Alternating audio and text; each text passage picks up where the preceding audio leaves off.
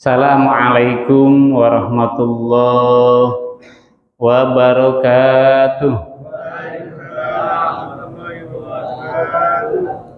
Alhamdulillahilladzi ja'alna minan nasihin wa abhamna minal ulumi ulama'i rasihin.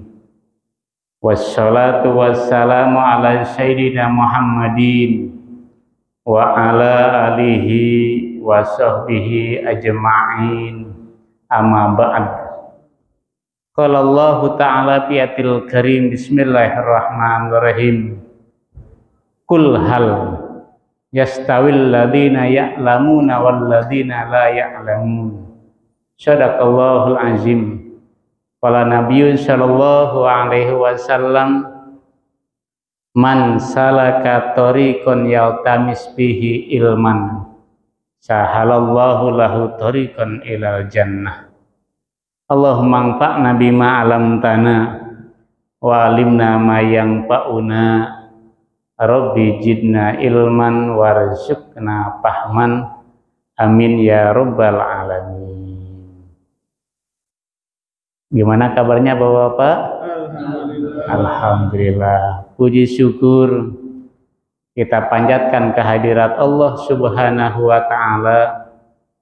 Hari ini kita dipertemukan oleh Allah di tengah-tengah kesibukan kita, di tengah-tengah rutinitas kita dan berbagai hal. Alhamdulillah kita diberikan kesempatan oleh Allah untuk bertatap muka, bersilaturahim. Mudah-mudahan tatap muka, silaturahim kita, thalabul ilmi kita, mendapat ilmu manfaat untuk diri kita sendiri, untuk keluarga kita, dan untuk masyarakat kita.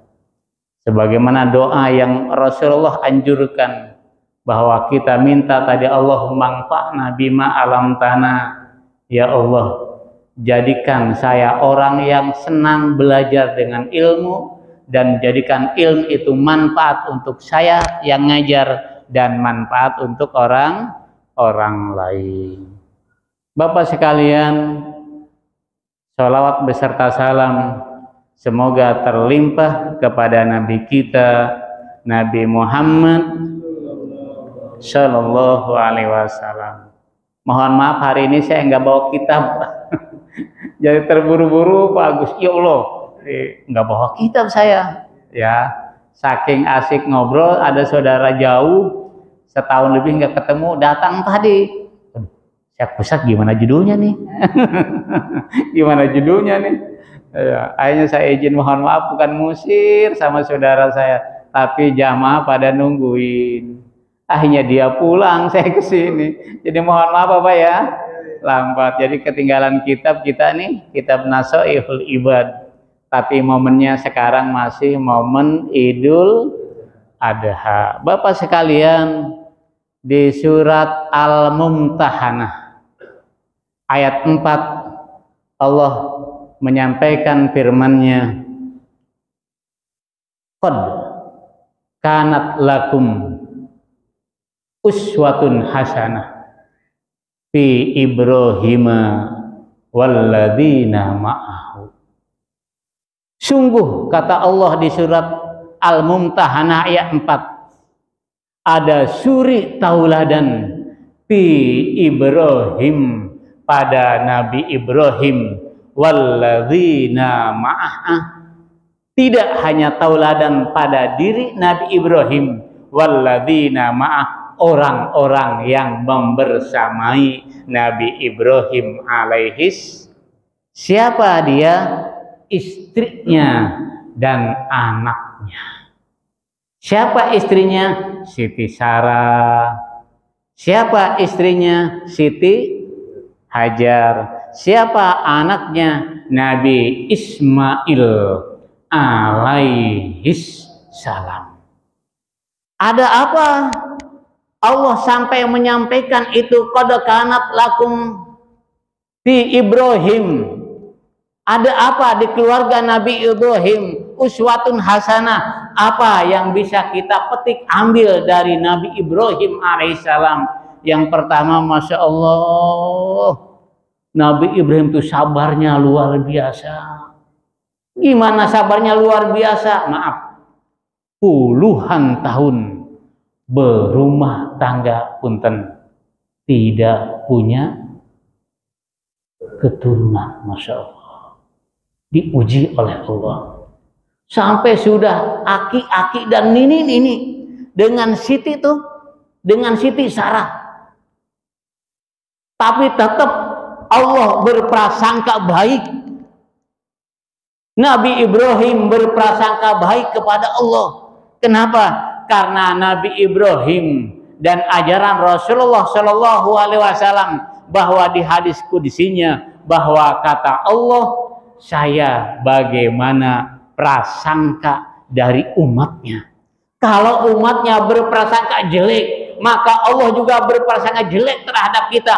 Sebaliknya, kalau kita berprasangka baik kepada Allah, maka baik juga untuk kita. Nabi Ibrahim husnuzon, ya Allah, sekian puluh tahun saya berumah tangga, saya sudah tua renta, istri saya juga sudah tua, belum dikaruniai anak. Siapa yang akan meneruskan estafeta kepemimpinan? Siapa yang akan meneruskan dakwah ini? Siapa yang menyebarkan dakwah ini? Kalau saya tidak dikaruniai anak, tetap bermohon sama Allah. Nabi Ibrahim tidak putus asa.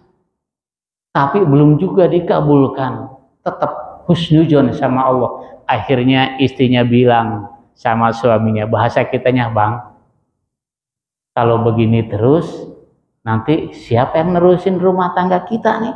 Kita nggak punya keturunan. Udahlah kalau begitu, saya ikhlas. Abang kawin.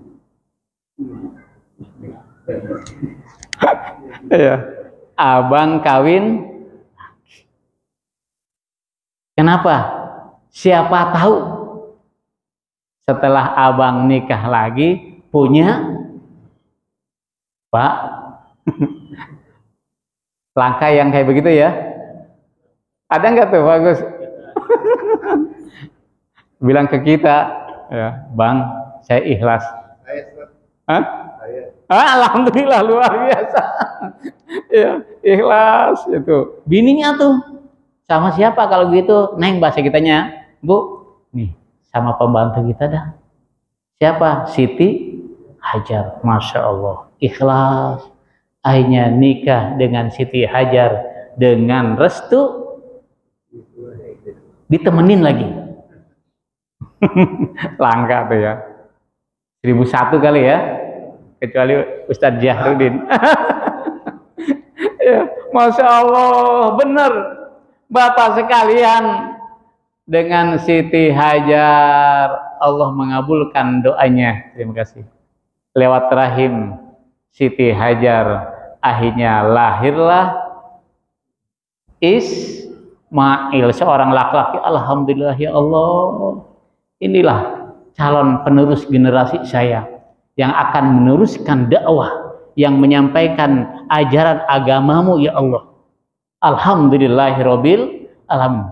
Bayi masih merah, istrinya juga belum ajeg karena masih belum kuat.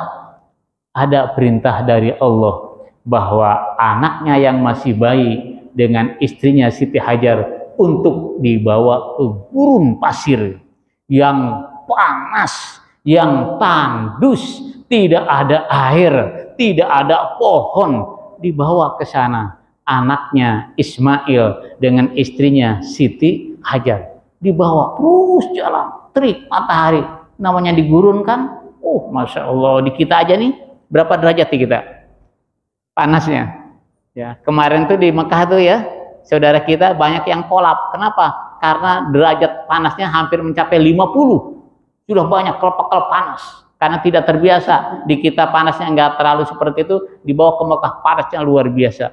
Ini dulu nggak ada AC, nggak ada bangunan, nggak ada pepohonan, panasnya luar biasa. Dibawa tuh bayi itu yang masih merah dengan istrinya Siti Hajar. Siti Hajar ikut ajakan suaminya karena istri yang soleha. Saya akan ikut abang kemanapun kalau abang ngajak saya. Akhirnya di tengah-tengah gurun, istriku sayang, abang mau balik lagi ke Siti Sarah. Neng tinggal di sini sama anak kita. Bang, yang bener aja. Saya ditinggal di sini. Di tengah gurun yang panas, nggak ada air. Anak kita masih bayi. Bang, ini keinginan abang atau perintah Allah? Kata Nabi Ibrahim, Neng, abang manusia punya perasaan, punya kasih sayang kepada Neng dan anak kita. Abang manusia punya rasa kasih sayang. Apalagi ini anak satu-satunya, masih kecil, masih bayi. Kalau berdasarkan perasaan kemanusiaan, abang gak bakal tega. Tetapi ini perintah Allah. Istrinya mendengar ini perintah Allah. Kalau ini perintah Allah, abangku, saya ikhlas. Karena Allah punya rencana terbaik untuk saya, untuk anak kita, dan untuk umat. Masya Allah. Istri kalau sekarang ada yang begitu, kira-kira pasti ngegugat datang ke pengadilan agama. Enak aja. Ditunda di sini, dikasih makan enggak, dititipin uang enggak, buat beli sesuka gak ada. Sudah, kalau gitu saya gugat aja. Banyak kan sekarang ya. Bapak sekalian, persentase ibu-ibu menggugat suaminya sekarang naik terus. Wabil khusus ketika kemarin pandemi itu. Terus. Apa masalahnya? Banyak yang menggugat istri kepada suaminya yang menggugat cerai karena permasalahan ekonomi terus. Sampai pengadilan agama kerepotan, nangani gugatan-gugatan terus seperti itu. Masya Allah, perempuan sekarang. Siti Hajar ikhlas. Siti Sarah puluhan tahun juga sabar. Nabi Ibrahim ngajarin sama kita sabar. Maka Allah menyampaikan firman-Nya, Ista'inu bis-sabri wassalah. Mintalah pertolongan sama Allah dengan sabar dan sholat. Jangan hanya sabar tapi tidak sholat, percuma. Maka sabar dibarengi dengan sholat. Ya Allah, saya ingin punya keturunan, ya Allah. Bagaimanapun akan melanjutkan kehidupan ini, berikan keturunan. Kan begitu, sabar, sholat. Mintanya setelah sholat, jangan minta di pasar. Kan kita, ya saya doakan sambil jalan di jalan. Saya doakan Bu, gitu ya. Tapi di jalan sambil jalan, dalam kondisi tidak bersih misalkan, yang nggak makbul lah. Ya. Jadi sabar, sholat. Insya Allah ista'inu, Allah akan memberikan pertolongan sama kita. Satu, Nabi Ibrahim subhanallah kesabarannya teruji. Siti Hajar kesabarannya teruji. Siti Sarah dan anaknya ini yang perlu kita tiru kesabarannya. Maka Nabi Ibrahim dulu saya sampaikan dalam ngaji ini udah belum mendapat gelar apa? Khalilullah ya. Nabi Ibrahim mendapat gelar Khalilullah. Kalau Abu Bakar dapat gelar As-Siddiq. Nabi Muhammad mendapat gelar amanah, sidik, patonah, tabligh gitu ya.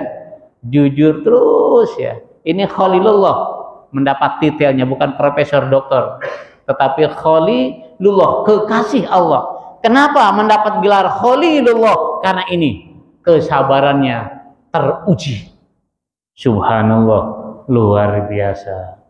Bapak sekalian, saya dan kita semua yakin diuji oleh Allah kalau kita mau naik derajat. Sama anak kita kalau mau naik kelas diuji dulu. Apa? Ada ujian nasional. SD misalkan MI. Lulus ujiannya naik ke SMP atau sanawiyah.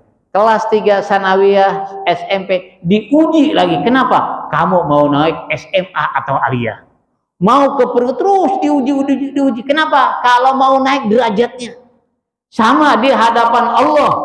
Kalau kita ingin naik derajat di hadapan Allah, harus siap diuji oleh Allah. Apa ujiannya? Bisa permasalahan rumah tangga, bisa masalah ekonomi, bisa masalah anak, terus diuji, kita diuji. Kalau sabar, ikhlas, tawakal, dan berdoa, minta pertolongan sama Allah, lulus kita, maka akan mendapatkan derajat lil muttaqin atau al muttaqin, orang-orang yang bertakwa. Satu, sabar.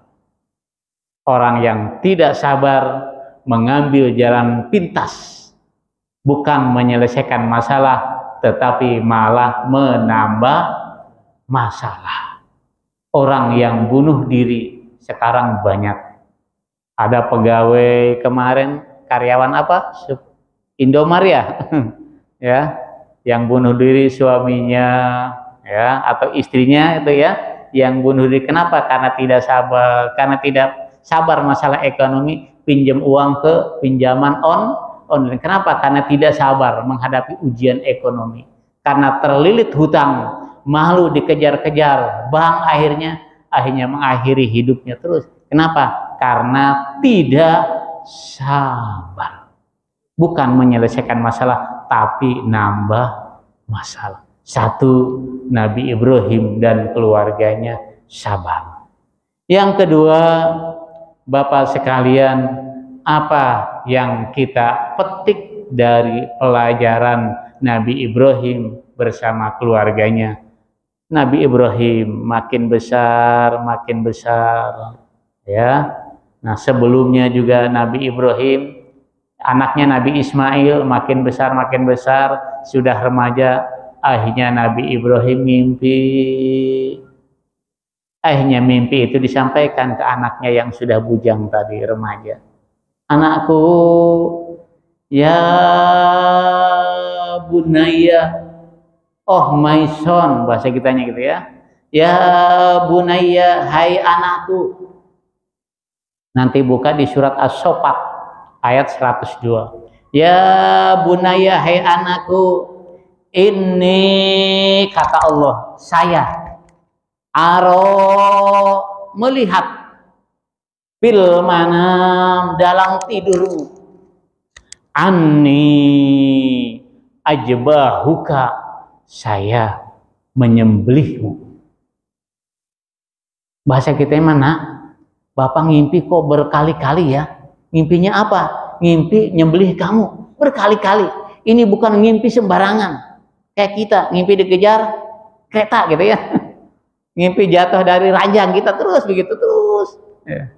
Ini ngimpinya begitu terus berkali-kali. Wah, ini bukan mimpi sembarangan, tetapi mimpi dari Allah. Disampaikan, ini arofil manam anni azbahuka, saya menyembelihmu. Tetapi Nabi Ibrahim tidak langsung nyembelih anak, diajak dialog. Maka ini metodologi pembelajaran ke anak, ada metode hiwar, namanya dialog. Apa dialognya? Diteruskan dalam ayat Pangzur mataro, Pangzur maja taro. Apa bahasa kitanya? Bagaimana pendapatmu nak? Gitu ya, bahasa kitanya, bahasa bebasnya. Bagaimana pendapatmu nak dengan mimpi Bapak tadi? Diajak dialog terus, jangan mentang-mentang perintah Allah langsung ngambil golok, enggak. Langsung diajak dialog. Jadi kita itu pesannya banyak-banyaklah berdialog dengan anak kita. Kalau ada permasalahan, dialog. Nabi Ibrahim ngajak dialog. Bagaimana pendapatmu nak dengan mimpi Bapak tadi? Apa jawaban dari seorang Ismail? Ya abati, bapak abi ya, hai bapakku, if'al, kalimat fi'il amar, kata dasarnya fa'ala, if'al, lakukan, kerjakan, artinya lakukan, kerjakan, motong itu ya, motong saya itu, if'al ma tu'maru, apa yang diperintahkan oleh Allah terhadapku, yaitu motong tadi. Satajiduni insya Allah minas sabirin. Insya Allah engkau akan menemukanku menjadi orang yang sabar. Masya Allah, anak yang soleh mau disembelih, ditanya oleh anak, bukannya nentang, bukannya berkelit, bukannya ngajak berantem, tetapi lakukan ayah. Kalau ini perintah dari Allah, insya Allah kita semua menjadi orang yang sabar. Menitikkan air matanya berlebih, Allah, anakku solehnya luar biasa, disuruh disembelih malah memerintahkan silahkan lakukan. Masya Allah, Masya Allah. Akhirnya sudah sepakat. Yang tidak sepakat tentunya adalah setan. Setan datang. Hai Siti Hajar, tahu nggak bahwa suamimu Ibrahim mau menyembelih anakmu Ismail? Cegah dia, larang dia. Kenapa? Karena engkau Siti Hajar yang sudah mengandung Ismail sekian bulan dalam kondisi payah, dalam kondisi lemah sekian bulan. Engkau Siti Hajar yang telah melahirkan anakmu Ismail, taruhannya adalah hidup atau mati. Engkau Siti Hajar yang telah menyusui anakmu, yang telah mengasuh anakmu, yang telah mendidikmu sehingga menjadi remaja, harapan bangsa, penerus perjuangan. Sekarang suamimu mau menyembelih anakmu, cegah, larang suamimu yang kurang ajar tadi, tidak menghargai perjuangan seorang istri. Setan menggoda. Hampir Siti Hajar tergoda. Iya juga, saya kan sudah hamil, bawa-bawa anak saya sekian bulan, capek, berat dibawa-bawa, melahirkan, mendidik, sekarang mau di ini, bener. Ini bapak ini ngomong bener juga, taunya itu setan menjelma manusia. Tapi ingat langsung bahwa yang dilakukan oleh suaminya adalah perintah dari Allah. Ingat, ya Allah, ini adalah perintahmu untuk menyembelih anakku, bahwa orang di depan ini adalah setan yang akan menggoda untuk melanggar titahmu ya Allah. Disambit pakai kerikil. Wah, ijhab laknatullah, pergi engkau setan laknatullah, dilempar, terus dilempar, kabur setan. Tidak putus asa setan, menggoda Siti Hajar tidak berhasil. Datang dah ke Nabi Ibrahim, hai Ibrahim, kamu ini bapak macam apa?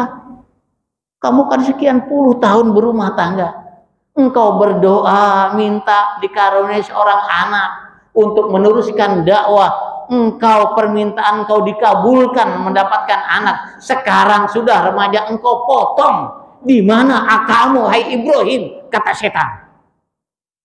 Di satu pihak kau ingin punya keturunan, setelah ada kau potong. Nah, Ibrahim, iya juga. Kalau anak saya disembelih mati, tidak urusan. Siapa yang meneruskan ini? Iya juga. Tapi ingat, ini perintah Allah. Lempar lagi.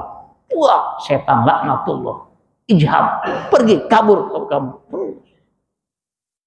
Setan tidak putus asa. Satu lagi.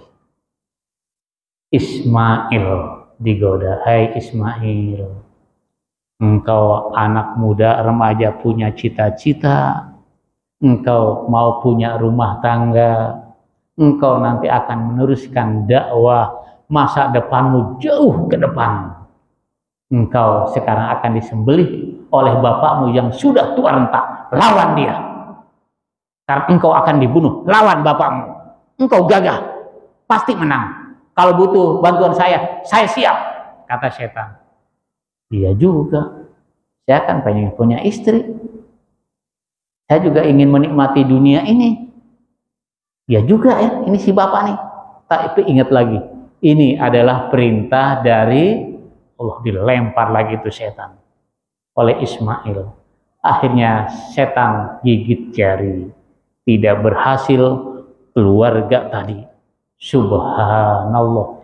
Itulah keluarga yang jadi uswah, teladan yang diabadikan di surat Al-Mumtahanah tadi ayat 4. Ternyata kompak dalam rangka melawan setan.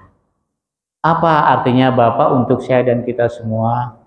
Dalam rangka ingin mencapai ridha Allah, mencapai surga Allah, menjadi keluarga yang bilang sakinah, mawadah, warahmah, harus kompak kita.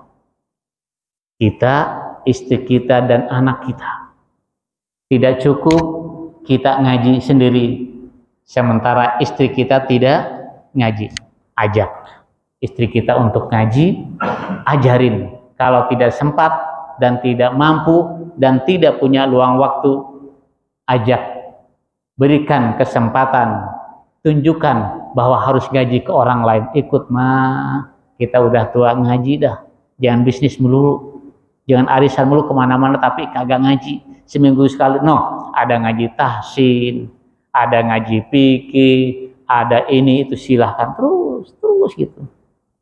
Tidak hanya itu. Istri kita, kita sudah sepuh begini, malu sama anak, apalagi punya mantu. Kalau mamah kemana-mana aurat masih terbuka.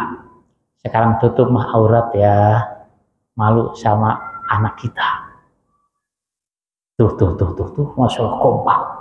Tidak hanya itu, istri dan suaminya kompak dalam rangka membina anak kita. Terus anak kita dibina oleh kita. Nah, sudah bapak mah begini, dulu mah nggak ada tempat ngaji, susah nyari ustadz. Sekarang engkau jangan seperti bapak. Engkau harus bisa ngaji, engkau harus ngerti agama, tapi bapak mah nggak sempat dan bapak tidak mampu. Kau ngaji ke saya. Ditunjukin oleh kita. Terus masya Allah, kompak. Ketika kita diuji seperti keluarga Nabi Ibrahim, maka tiga-tiganya ini, suami, istri, dan anak-anak kompak dalam rangka melawan setan. Laknatullah. Ini Nabi Ibrahim luar biasa. Di samping sabar, juga tawakalnya kepada Allah tidak diragukan. Bapak sekalian, yang terakhir dari keluarga Nabi Ibrahim yang mendapat gelar Khalilullah adalah yang pertama kali ditanamkan ke istri dan anak kita adalah tauhid. Sembahlah Allah. Sembahlah Allah. Maka dalam rangka tauhid ini, ketika anak atau cucu kita lahir, diazani kalimat tauhid. Allahu Akbar, Allahu Akbar. Bahasa kitanya Allah yang esa, Allah yang maha besar. Kalimat tauhid kita tanamkan ketika lahir. Setelah lahir terus dibina. Nanti terakhir dibina lagi. Pertama diajanin lahir ke dunia, terakhir kita juga diajanin. Tapi yang pertama kita ajarnya adalah bangga, bahagia, semuanya tersenyum, mendapat anak keturunan. Tapi ajan yang terakhir sambil bercucuran air mata. Kenapa? Karena ajannya bukan lagi di rumah mewah, tetapi di dalam kuburan. Di ajan kita Allahu Akbar, sambil nangis yang ngajarin anaknya atau saudara. Itu dia. Jadi kalimat tauhid itu mentauhidkan anak dan kita dan keluarga kita adalah hal yang pokok, karena kita ingin pertama adalah kalimat tauhid, yang terakhir juga kalimat tauhid. Siapa yang meninggal di akhir hayat ketika mengucapkan lafaz tauhid la ilaha illallah, dakhalal jannah, masuk ke dalam surga Allah Subhanahu wa ta'ala. Kesimpulannya, uswatun hasanah dari keluarga Nabi Ibrahim. Yang pertama, mari kita menjadi keluarga yang sabar. Yang kedua, serahkan semua urusan kepada Allah setelah kita berikhtiar. Jangan lupa kita dan anggota keluarga kita tanamkan tauhid yang dalam, yang kuat, supaya kita bareng-bareng melawan setan dan bareng-bareng menuju ridha Allah Subhanahu wa ta'ala. Subhanakallahumma wa bihamdika asyhadu an la ilaha illa anta astaghfiruka wa atubu ilaik. Mohon maaf dari saya apabila ada kekurangan dan kesalahan. Wallahu muwaffiq ila aqwamit thoriq. Wassalamualaikum warahmatullahi wabarakatuh.